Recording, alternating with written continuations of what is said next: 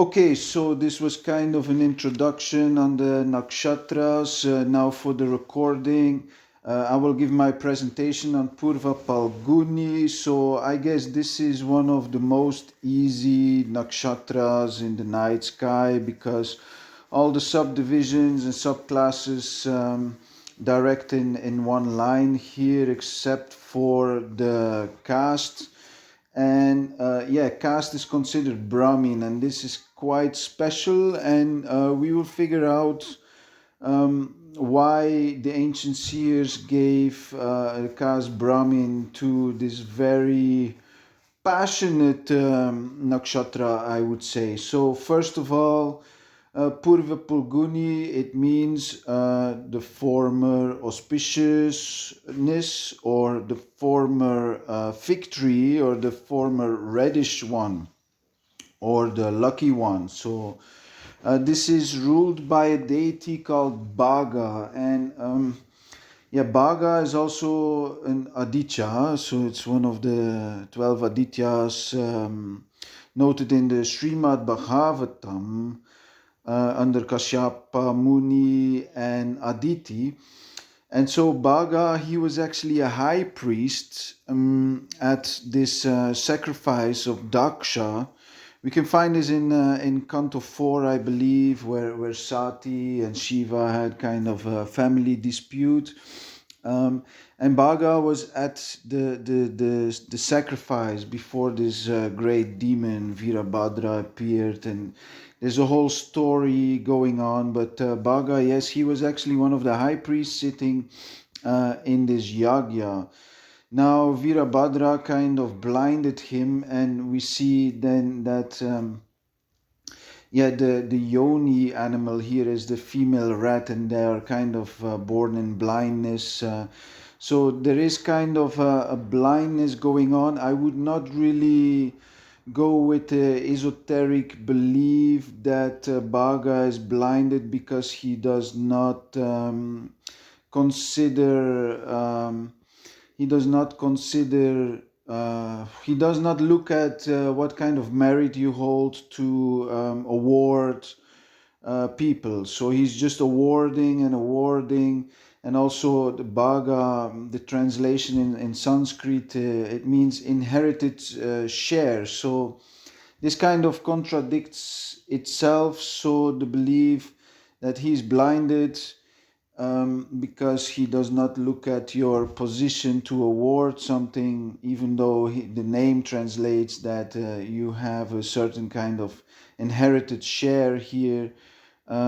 That doesn't go hand in hand. So Bhaga, when you study Pūrvā Phālgunī, he is really blinded because there is a certain blindness to this nakshatra, really. Now, the Shakti here is the power to procreate, and the symbol is a hammock. So there's a lot of relaxation, there is a lot of sensuality, there is a lot of passion. The dosha of this nakshatra is Pitta, the guna is Raja, and the quality actually is Ugra, so it can be very fierce. So Pūrvā Phālgunī, now for those who don't know this nakshatra, it's in the Leo constellation at 13 degrees 20 to 26 degrees 40. We have those two stars representing the back and the genitals of the Leo sign. So the yoni, like I said, is the female rat, and also the body part, they are the sex organs and the lips. So this nakshatra can give quite some personality types here, I would say. And this starts from Rohini. You add the 7 nakshatras, you have Pūrvā Phālgunī, you add another 7, you have Jesta nakshatra, you add another 7 nakshatras, you have Pūrvā Bhadrapada. So these nakshatras really stand out when it comes to personality types. Now, the good part is here, next to the yoni animal, the bird that is associated with this nakshatra is a swan.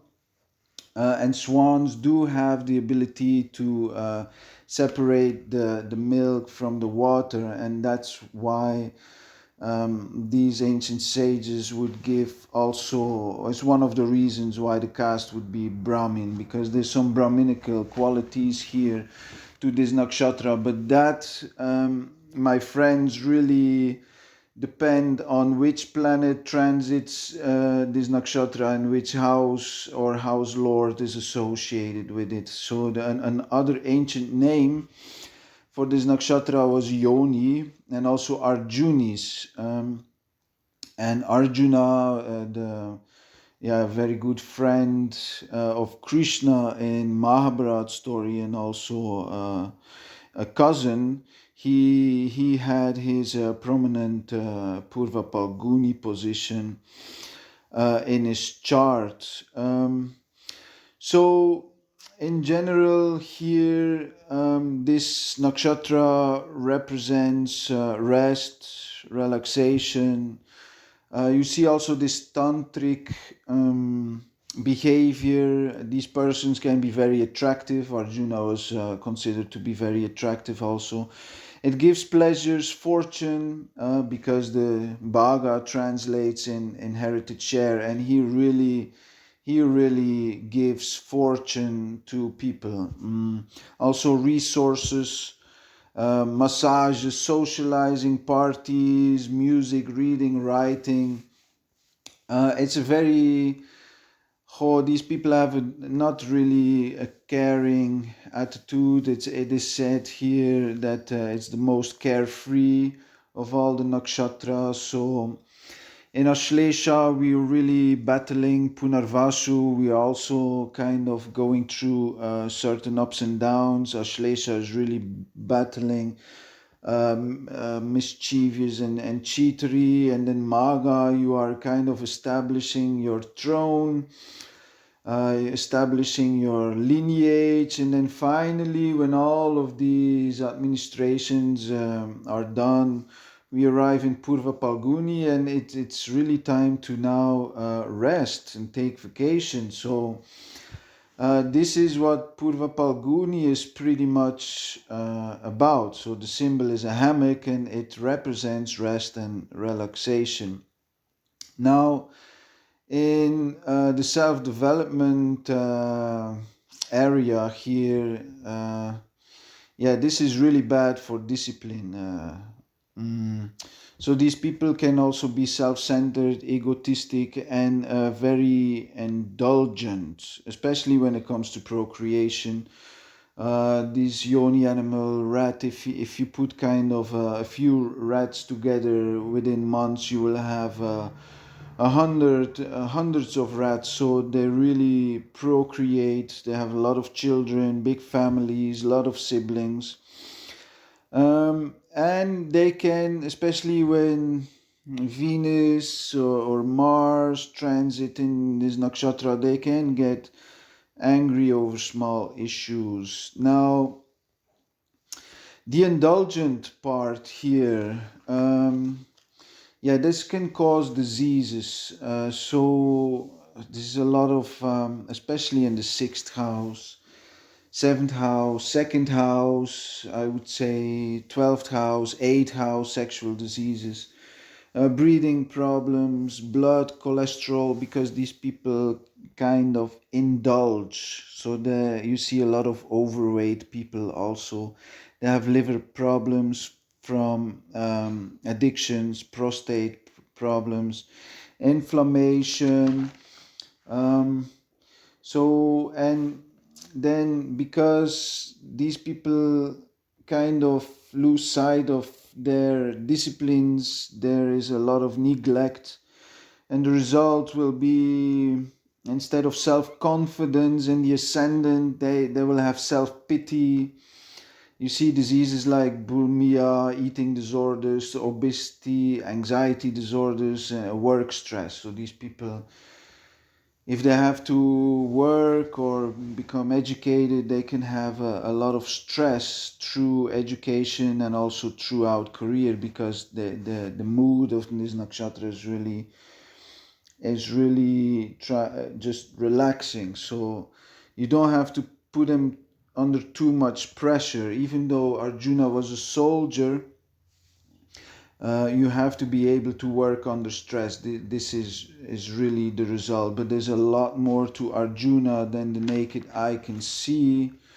And here we got another downside is then because of this indulgent part, we also see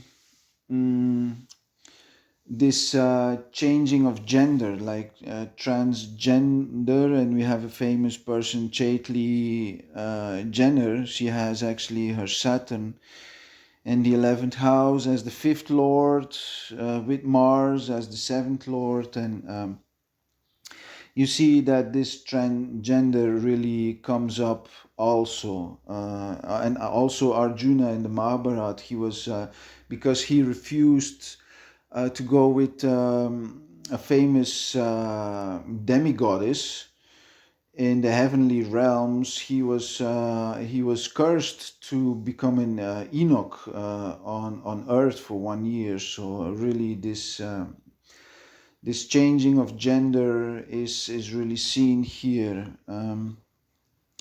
Now, when it comes to ascendant and first house, see also this bodybuilders. So they're really obsessed with the body. They take steroids.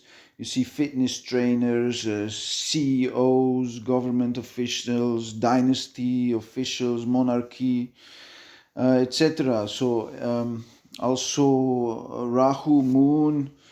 Madonna has her moon in this ascendant, and with Rahu or the 12th house related, you see also porn stars, obviously, because again, this sexuality, sensuality, indulgent part comes into play. In the 2nd house, I would say a lot of beauticians, incense, parfums, singers, gemstone dealers, and we know Beyonce has her son in the 2nd house in this nakshatra, and she really famous singer, and I think she has her own fashion line or perfume line. So you see a lot of fashion industry people. Also 3rd house, entertainers, models, singers, creative arts, art gallery. 4th house, interior designers, therapists, Zen, relaxation. Osho has his Neptune in the 4th house in this nakshatra, and he kind of like developed this kind of spirituality, also very Zen-like, I would say. Let it be. This is kind of the attitude of this nakshatra. Really bad for discipline, I would say. Next, 5th house, dating, agency, people, nannies, child ceremonies. Like I said, also 5th lord, 5th house. You see a lot of transgender. 6th house, biologists, doctors, alternative doctors, Ayurvedic medicine. All these people have this interest. Animal trainers, even exotic animal owners, etc. Then also 7th house, you see a lot of marriage therapy is necessary. Passion can be really high. Ceremonies, tourism industry, also 9th house, 8th house, sex therapists, porn stars, masseurs, tantric experts, etc. Now the funny thing is, the interesting thing is Mother Teresa in the 9th house has her Mars there as the 5th and the 12th lord. So we have this completely holy person having the 5th lord and the 12th lord, by the way, in the 9th house. And on the other side, we have a very famous transgender who was doing the series in Hollywood and Netflix, I would say, also having the 5th lord. So it really depends on other factors in the chart. So, but if Ardra is prominent or Rohini is prominent or Jesta is prominent at the same time, then then really we will see these unique personality types. Also, ninth house, travel industry, photographers, landscape, teachers, and 12th house, sleep therapists, also spa and resorts, dream weavers, addiction therapeutes. So really, this the issue here is not to be neglectful. You have to really pay attention, strengthen the ascendant with proper disciplinary actions before you fall into addictions of any kind. So if it's related to food or alcohol or drugs, these people have danger sign here. And I would say also a lot has to do with the previous nakshatra, because it comes really from Bhaga here, and it has a lot to do with genetics and family history.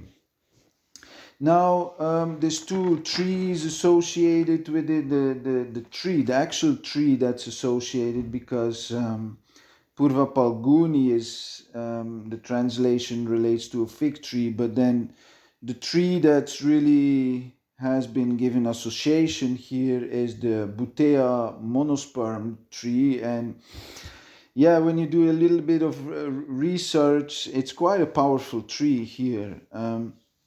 It's also known as the flame of the forest, and it gives a laxative energy, aphrodisiac energy, anti-stress energy. It's good against stomach infections, diabetes, boosting sex drive, weight loss, reducing cravings for conquering and fighting the addictions, and it also lowers blood pressure. And then the fig tree in itself, has a lot of symbolism in ancient cultures. So it was a highly priced tree in ancient Greece. Obviously, the whoever was winning competitions was awarded with fig trees. The goddess Venus appeared out of the ocean, or she arose from the sea with only a fig leaf covering her private part. But in general, it symbolized success and abundance, fertility, and prosperity. So these people, when you have strong positions in Pūrvā Phālgunī, are quite abundant, fertile, and prosperous.